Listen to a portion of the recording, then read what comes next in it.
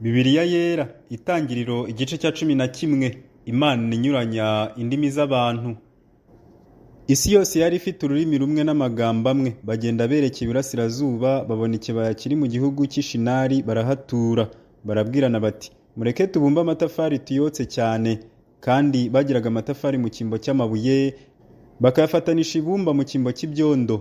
Baravuga bati, mureke twiyubakire umudugudu n'inzu y'amatafari ndende izagere ku ijuru, kugira ngo twibonere izina rimenyekana, twe gutatanira gukwira mu isi yose.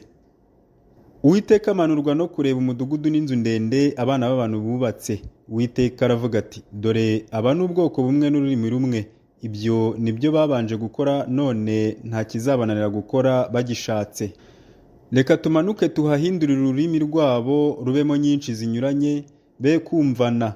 Uwiteka abatataniriza gukwira mu isi yose, barorera kubaka wa mudugudu. Nicyo cyatumye witwa Babeli, kuko ariyo Uwiteka yahinduriye ururimi rwabo mu isi bose rukavamo nyinshi zinyuranye, kandi ariyo yabakuriyeyo akabatataniriza gukwira mu isi yose. Urubyaro rwa Shemu. Uru ni rwo rubyaro rwa Shemu. Shemu yamaze imyaka 100 avutse, abyara Arupakisadi mu mwaka wa 2 wa mwuzure ushize. Amaze kubyara Arupakisadi, Shemu arongera amara imyaka 500 ayibyaramo abahungu n'abakobwa. Arupakisadi yamaze imyaka 35 avutse, abyara Shera. Amaze kubyara Shera, Arupakisadi arongera amara imyaka 403 ayibyaramo abahungu n'abakobwa. Shera yamaze imyaka 30 avutse, abyara Eberi. Amaze kubyara Eberi, Shera arongera amara imyaka 403 ayibyaramo abahungu n'abakobwa. Eberi yamaze imyaka 34 avutse, abyara Peregi.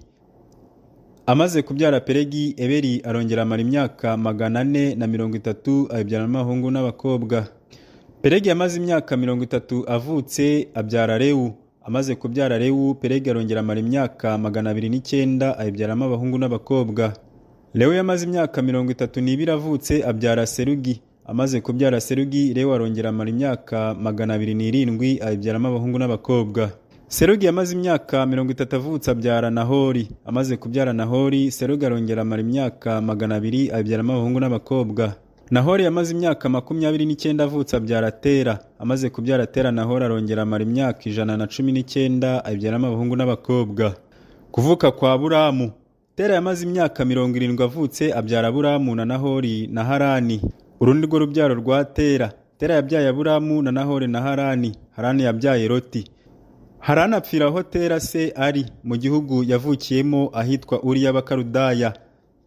Aburamu na Nahori bararongora. Umugore wa Aburamu yitwa Sarayi, umugore wa Nahori yitwa Miluka, umukobwa wa Harani. Niwe se wa Miluka na Yisika. Sarayi yari ingumba, ntiyari afite umwana. Tera ajyana Aburamu umwana we na Loti mwene Harani umwuzukuru we, na Sarayi umukazana we, umugore wa Aburamu umuhungu we, bava muri Uri y'Abakaludaya barajyana, bavanwayo no kujya mu gihugu cy'i Kanani, bagira i Harani barahatura. Iminsi Tera yaramye n'imyaka 205, Tera apfira i Harani.